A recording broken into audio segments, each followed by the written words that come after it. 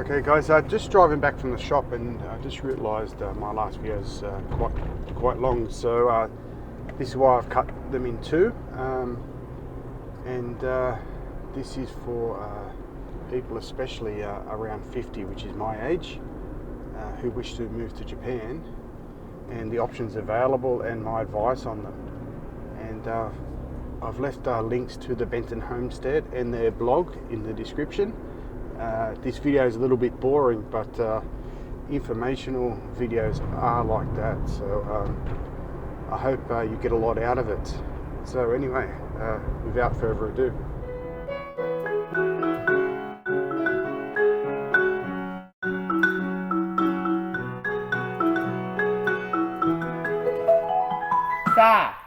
let's go back home.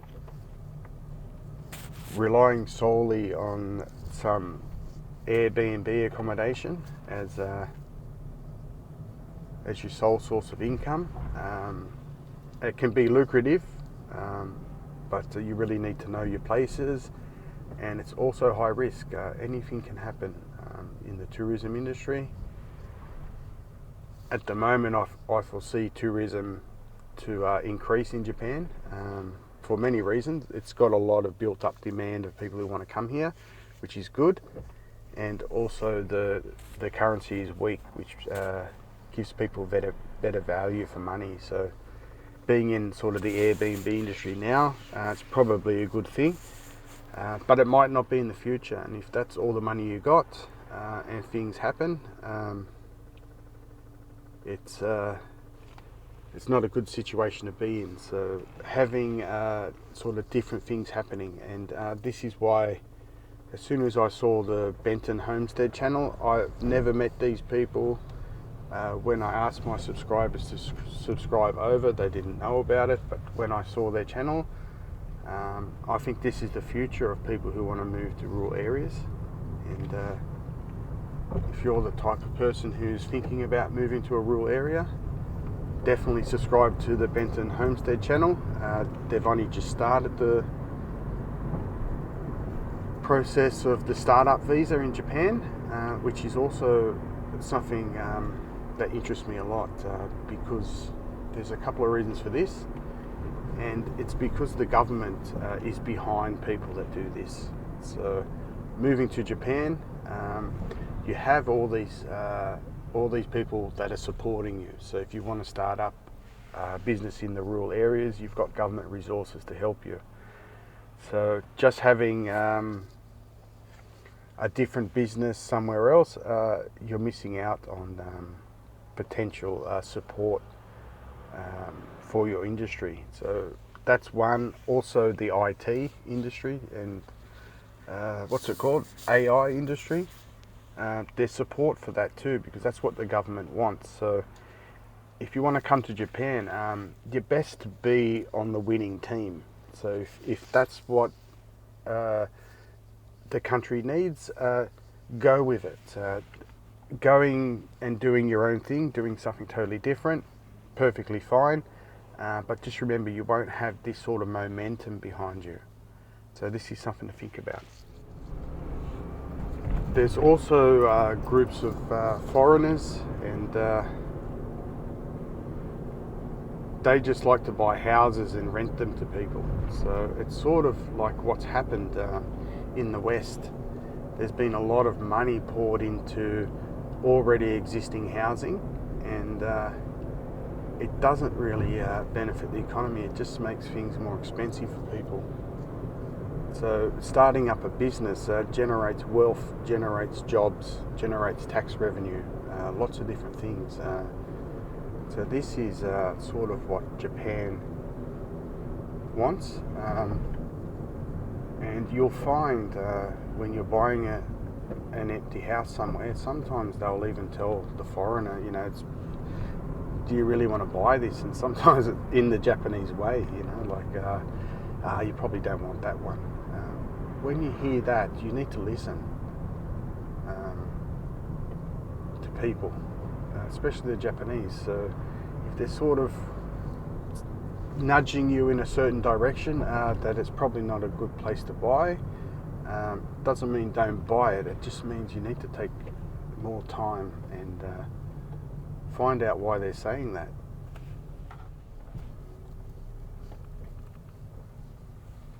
Dumping existing capital into already completed houses is I don't know, I'm not an economist or anything, but I don't see how that helps anybody. When there's an oversupply of housing, it's not like it is in other countries where there's not enough houses. But a lot of foreigners do come here and they buy houses just to get some rental income, and that's their business or whatever. But I don't think it's what Japan really wants, and that's why they've got these startup visa programs. They want people to come in with, a little bit of money and start something like what the Bentons have done, a honeybee business.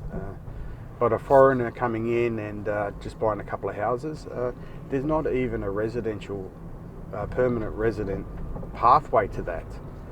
So if it was something that they wanted, it would be something that they'd offer. So if they wanted foreigners to come in with all their money and buy these empty places, they'd offer them permanent residency, but it's not what they want.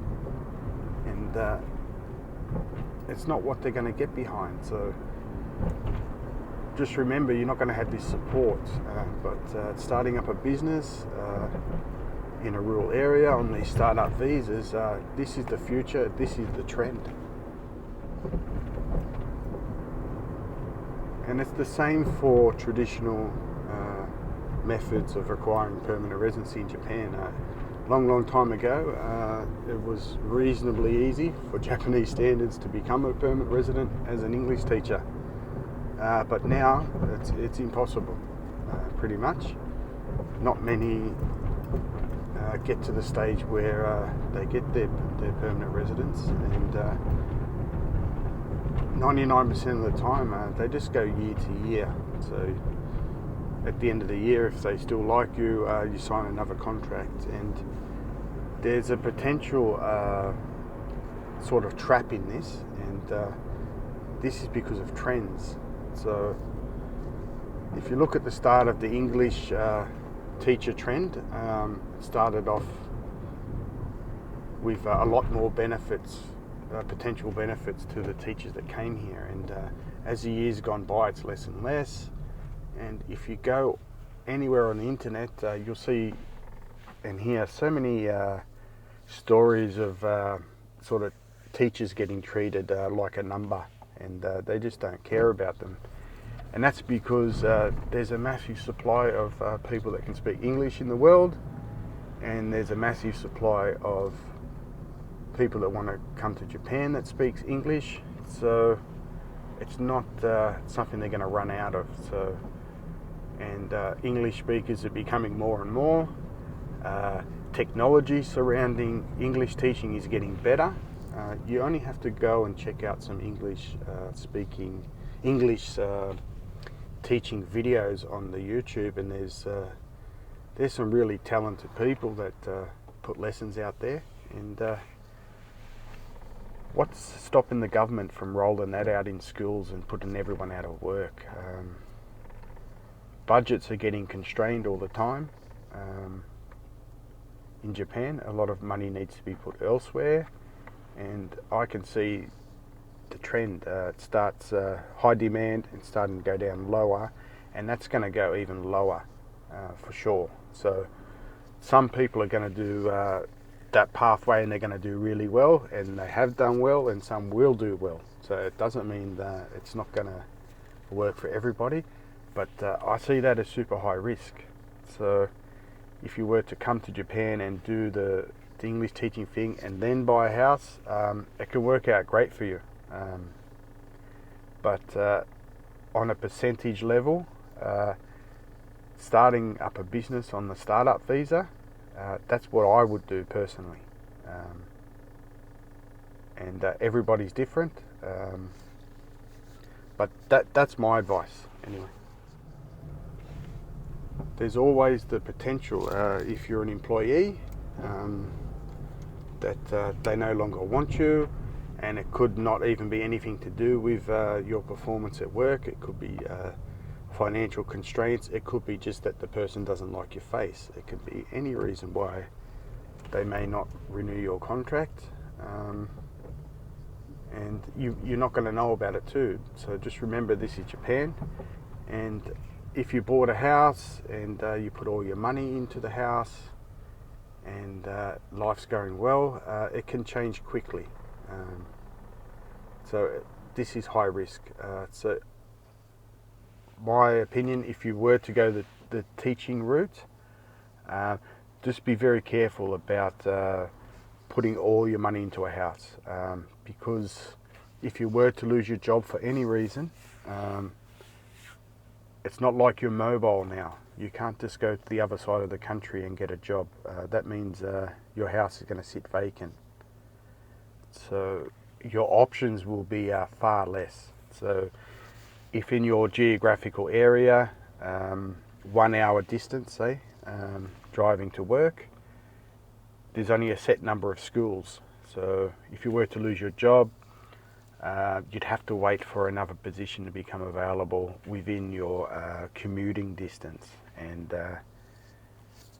it might not ever eventuate, and it might not be a place you want to work at. I mean, there's lots of different things that can happen, and you may be forced to do something else anyway. So if you went that route, always remember that that can stop, and you may have to do something else depending on circumstances. So that's just something else to consider. Being in an employed situation, you're always going to have a certain level of background stress in your day-to-day life about whether your job's going to be renewed, and this will also be true if you run a business. If you're going to generate enough revenue and profits, you're always going to have a certain level of stress surrounding whatever you do. So if you're the type of person that sort of can't be in that sort of stress sort of situation, you're just not going to enjoy yourself here anyway. So it doesn't matter what you do. We're foreigners, and we're not guaranteed anything. So you have to be able to endure a little bit of stress. Also, you need to be aware that for most things in Japan, most jobs, whatever, you will be working harder, probably longer, and getting paid less. So if this is a sort of situation, if you're sort of motivated a lot by salary and stuff like that, you're gonna be disappointed. And if you like to spend money like water because it's coming in easily, you're gonna suffer here, because salaries are low, and if you run a business, profits aren't high. If you have a cafe like mine, which is doing okay compared to a lot that have been shut down over the last 5 years, you still don't make a lot of money. You make a living, and you just need to be happy with that. And you're going to work harder if you've got your own business than if you work for somebody as well. So there's no easy meal ticket in Japan. It's not an easy place to live, but it's a great place to live. So there's that. So doing these sort of videos,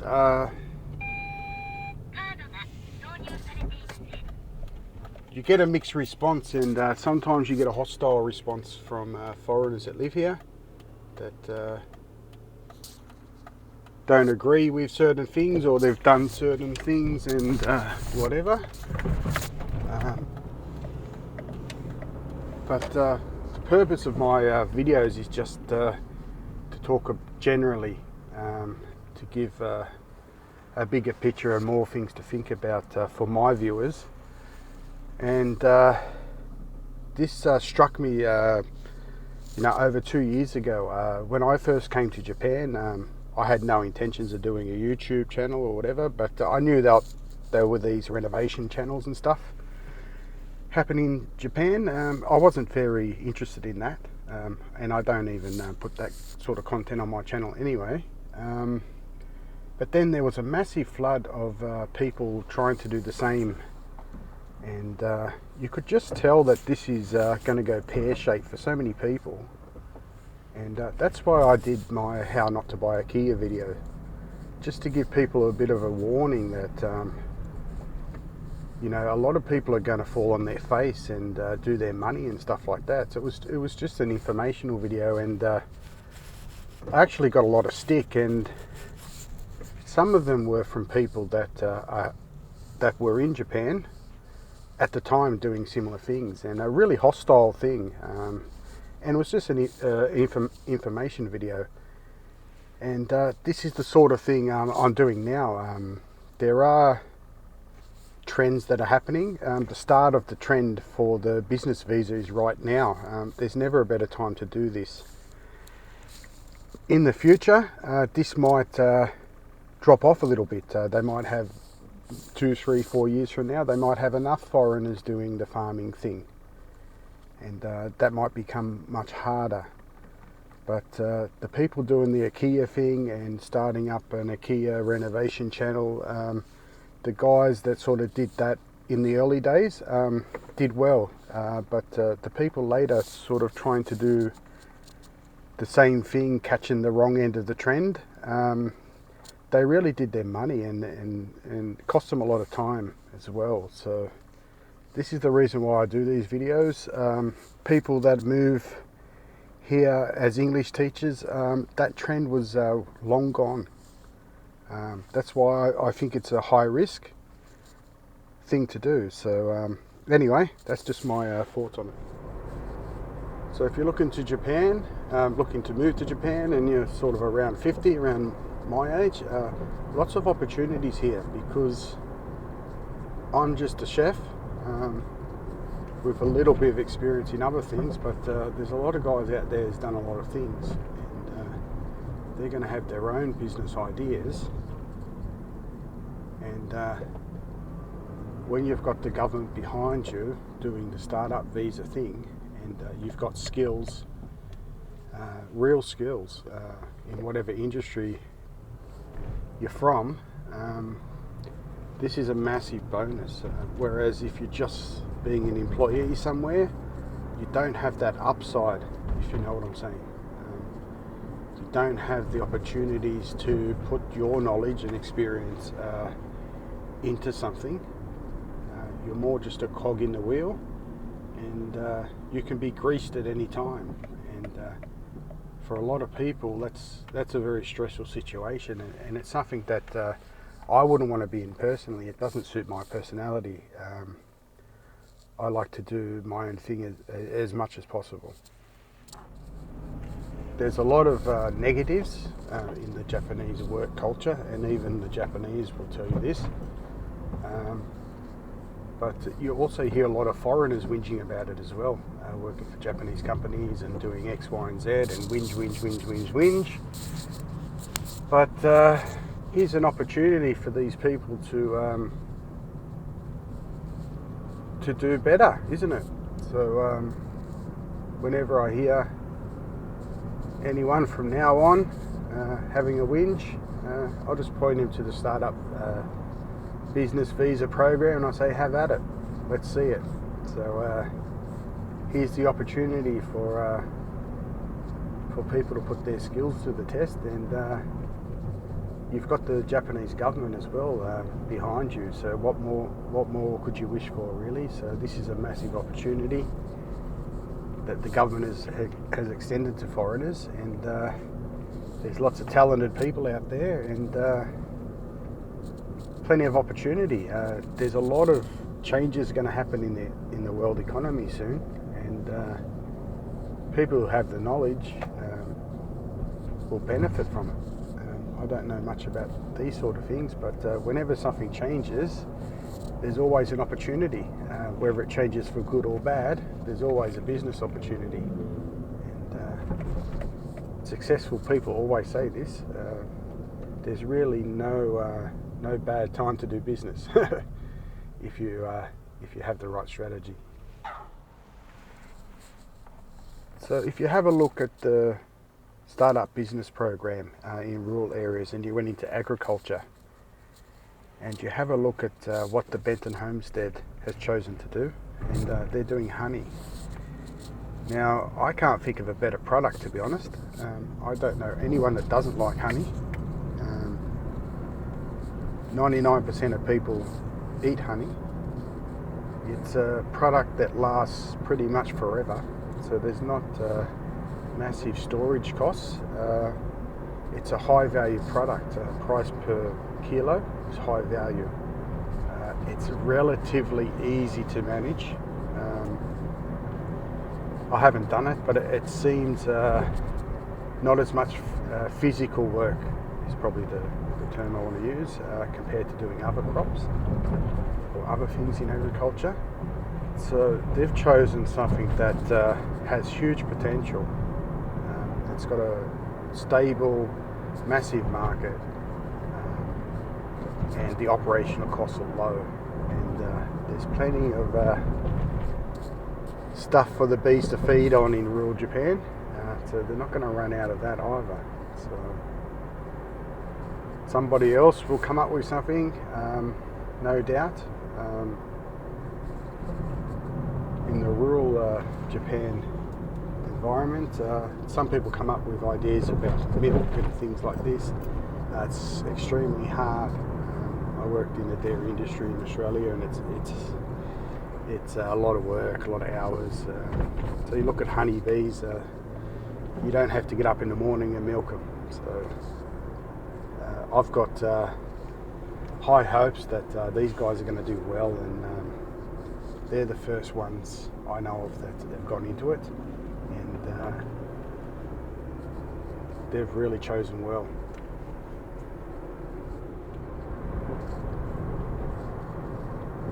No matter the economic situation, there's always going to be people with money.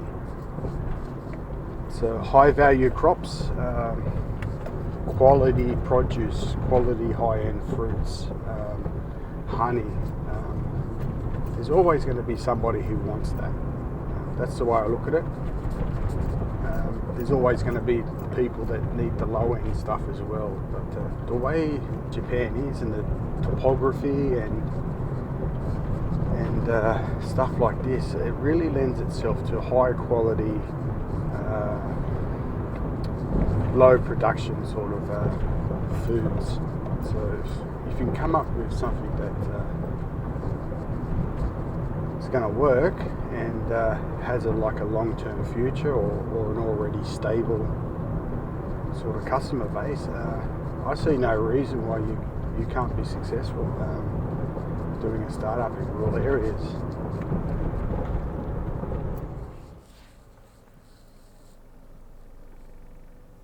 So the Bentons also have an Airbnb attached to their business, or to their company. So they have a diverse sort of stream of income. So they'll have their farming and their honey, and their revenue from the guest house, and they're running a small shop, I believe, as well. So they've diversified so that there's, no matter what happens, there will always be a stream of income coming in, and that's extremely smart.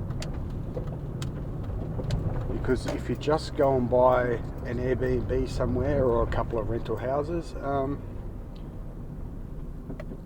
you're either going to do well, and it's always full, and if you don't have money in the bank for when times are bad, it's not going to work out. And if you've got a long-term rental, the person can just move away, and you might never find a tenant again. Airbnbs might be the same. The area you've got your Airbnb in might no longer be the place to go to. There's a number of things that can happen, and you don't want to be sitting on your rural property somewhere with your little Airbnb next door and have nothing else to back it up. So you need to be smart about things and think about your business plan, and talk to as many people as you want, and don't just run with the first idea. Talk to as many people as you can, and especially talk to these guys. They know more than probably anybody. So I just remembered I did a video on staying away from women with coloured hair or whatever. Denny, she likes to colour her hair, but she's an absolute groover. So she's as cool as. So she's the 1% of the great ones, guys. So nobody can accuse me of not liking women with coloured hair. So there you go, guys, all you haters. Stick that in your pipe and smoke it. So anyway, as always, hope you like the video.